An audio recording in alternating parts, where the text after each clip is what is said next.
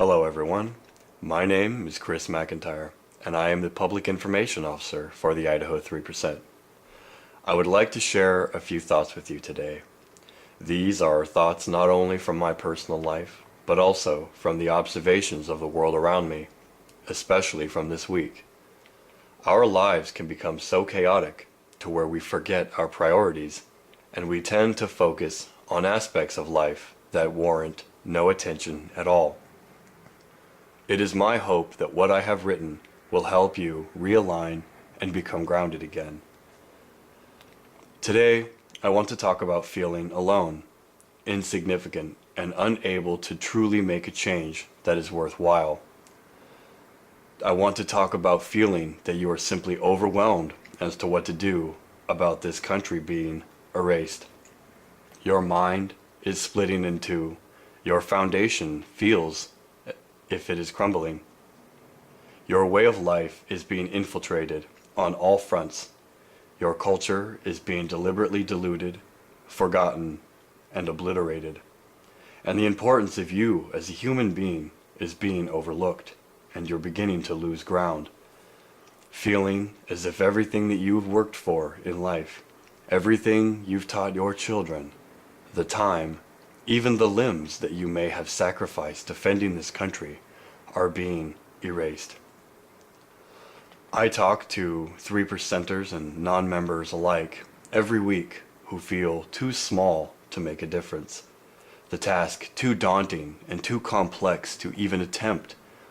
It is much simpler to stick your head in the sand and to conform and mold yourself to whatever comes along.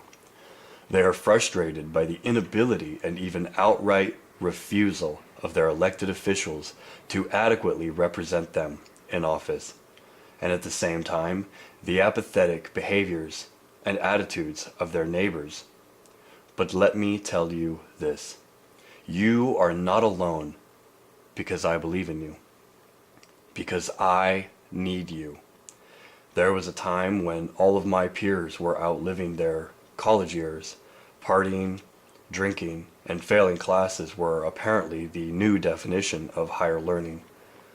I spent my weekends in my dorm room watching YouTube videos on economics, trying to understand why the crash of 2008 was allowed to happen, who the important players were, and who most benefited. I watched riots in the streets of Seattle as citizens protested the world's elite, and protesting enraged the destruction of our way of life, our best interests, and our national sovereignty. I would follow economists and politicians who had been ostracized for their warnings on federal corruption or for massive holes in the economy, and how the destructive implications it would bring if their projections were ignored. I was starting to see that my own civil liberties were being silenced. In school, my research papers were banned, and I was told that those topics were not acceptable and were not going to be graded.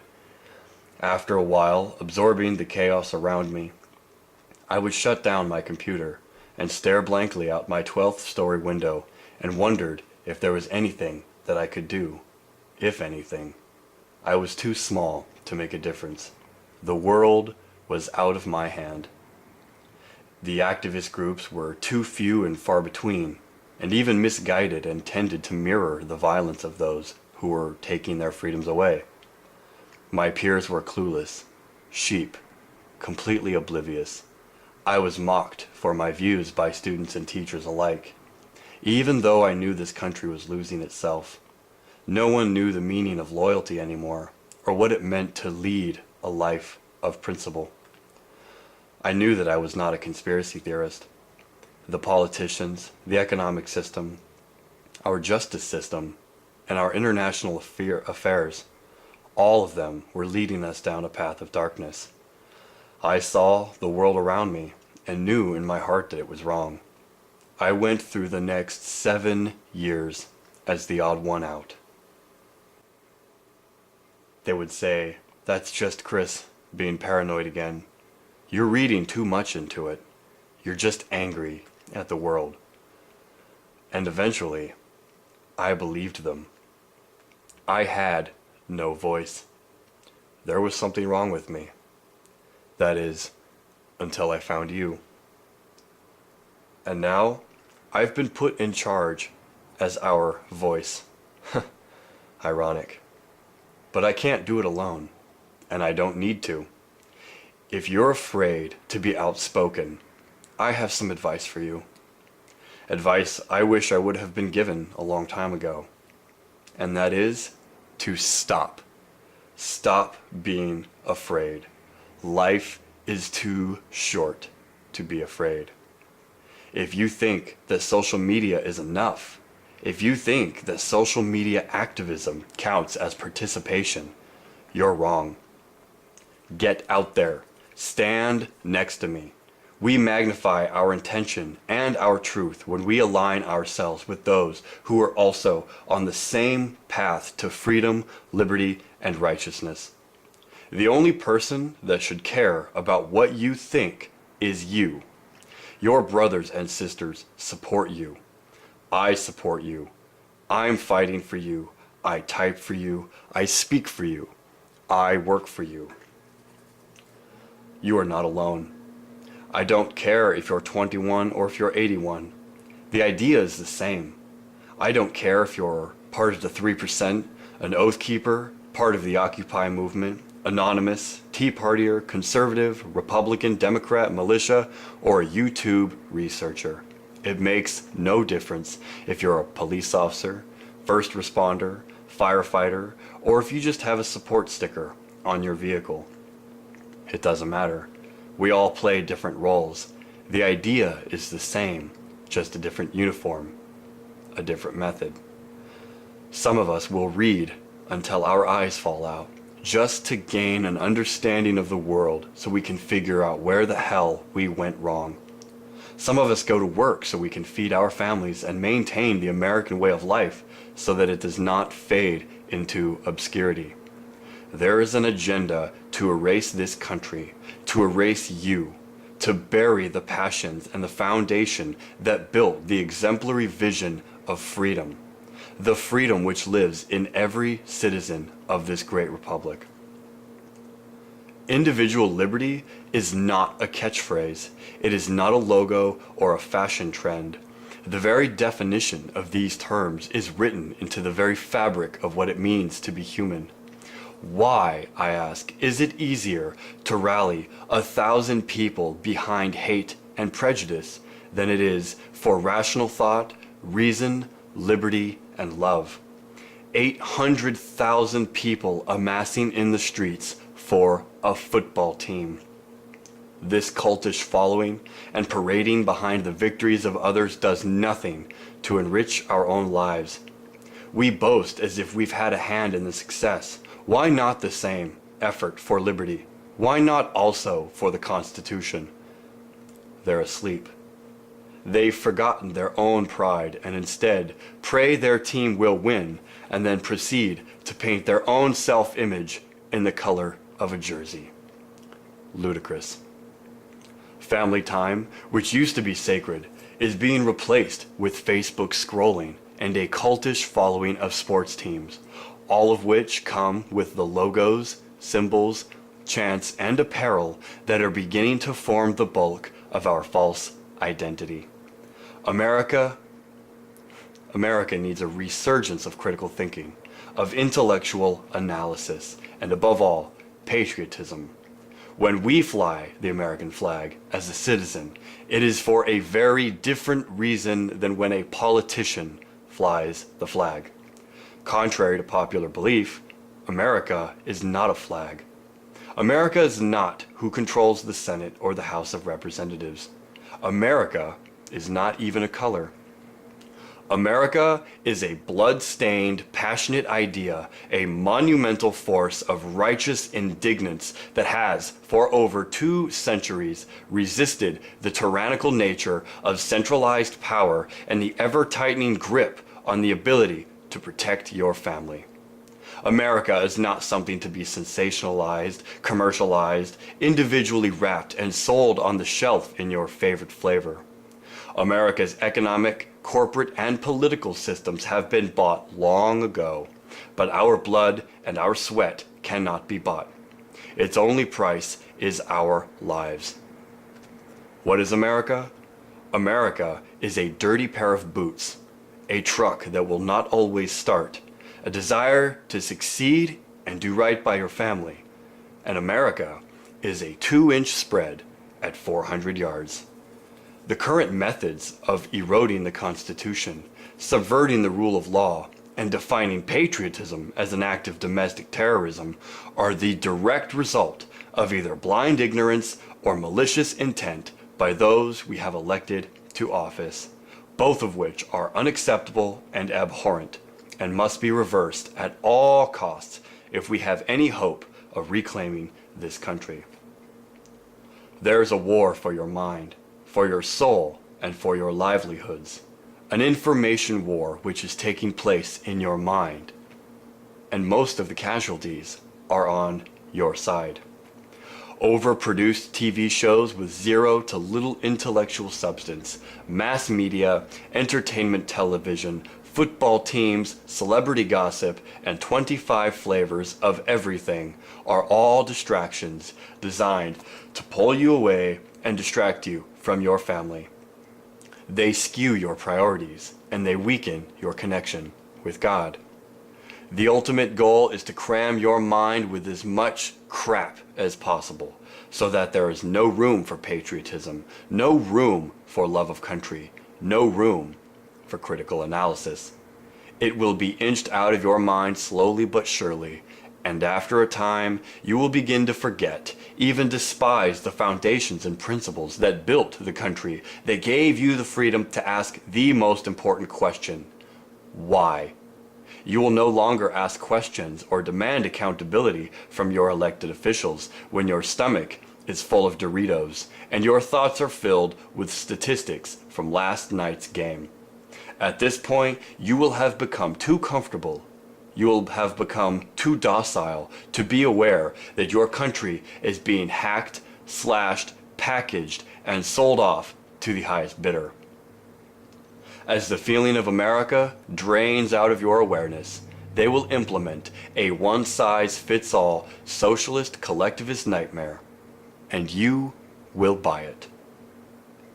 And do you know why? Because just like all of your toys, your snacks, and your sports, it feels and tastes good. They got you. Their revolution is to turn your mind to mush, to go along to get along, to fall in line, to not ask questions, to forego your consent for the illusion of public safety, for humanitarianism, and for the environment. You will have become an enabler for horrific levels of your own servitude. So therefore, you must begin your own internal revolution. You must make a concerted effort to weed out the lines of thinking that have allowed this country to fall to its knees. We are in an information war. Information takes root in the mind, so it is in the mind we must safeguard ourselves. Being an intellectual used to be something that was exalted, praised, encouraged, not mocked and feared. Reading books used to be where we got our information, our perspective. Now you are told what to believe, and any form of dissent is condemned without any real investigation in regards to the real truth. An alternative understanding no longer has a chance in this politically correct nightmare. Start by reading your Constitution. Retrain your brain to think along the lines of rational thinking, not knee-jerk reactions of emotion. You must not be afraid to take a stand and rightfully protect what is yours. That is what created the American mind. Once that willfulness to say no is gone, then so is our chance of saving the Republic. The ever-growing surveillance state, the indoctrination of our children in the public school system, the forced malnutrition by way of hormones and preservatives in our food leave our brains unable to think critically, and the idea of a private sanctuary is now gone thanks to advances in technology. flooding your TVs with shows that desensitize your heart, overtones of sexually explicit behaviors, and subliminal messages that promote anti-family values and advocates for the progressive collectivism whose goal it is to take away civil liberties in the name of the greater good. The idea of socialist collectivism must always be sold or forced on people, which explains the massive disinformation and brainwashing campaign that takes place before its arrival. However, the idea of freedom and the individual liberty comes naturally. And that is what is being suppressed on unprecedented levels worldwide. We have several Trojan horses on our doorstep. Those include the refugee crisis, orchestrated economic imbalances, so-called free trade agreements, sustainable development initiatives, and increased surveillance measures, all of which whose aim it is to subvert the natural rule of law and impose a strict, rigid form of governance hell-bent on engineering public opinion towards that of a socialist, collectivist nightmare, all sold and packaged to us under the guise of safety. What a comfortable world we're going to live in. But there is a way out. There is always a way out. You are not small. You are not an ant. You are not insignificant. Enough with this societal imposed attitude of self-loathing, pessimistic, apathetic, unworthy self-image. You are stronger and smarter than you think you are. You are a giant. You would not be standing here if that were not the case. You were born into this world to bring about positive change, and nothing is going to stand in your way of bringing back our republic. Enough is enough. Our voice must be heard. We must bring accountability and transparency back to our government. We, the people, must remind our elected officials that Americans are to be the sole beneficiaries of every bill passed in Washington, not the lobbyists, not the transnational corporations, and not the globalist banking cartels. Do not take to Facebook. Do not take to Twitter or Instagram or any social media to express your grievance. It is time that you took a stand and showed our discontent. That means we must put our phones down, shut the computer off, memorize your Bill of Rights before there are not any copies left. Go outside where your voice can be heard much louder, much more clear. Stand with your neighbors because they have the same fear, the same dreams, and the same desire to revive our republic. Those who do not have America in their heart will call you an extremist. They will call you a racist. They will shout tinfoil hat, paranoid, delusional, overreacting. They will say you are an individual who bitterly clings to an archaic document that has no relevance to the social problems we face today, but they are wrong. They have been sold on the idea of cooperation before individual freedom. Sold on the idea of giving up all forms of freedom lest we be attacked by men with box cutters. But let me tell you this, America will not be redefined.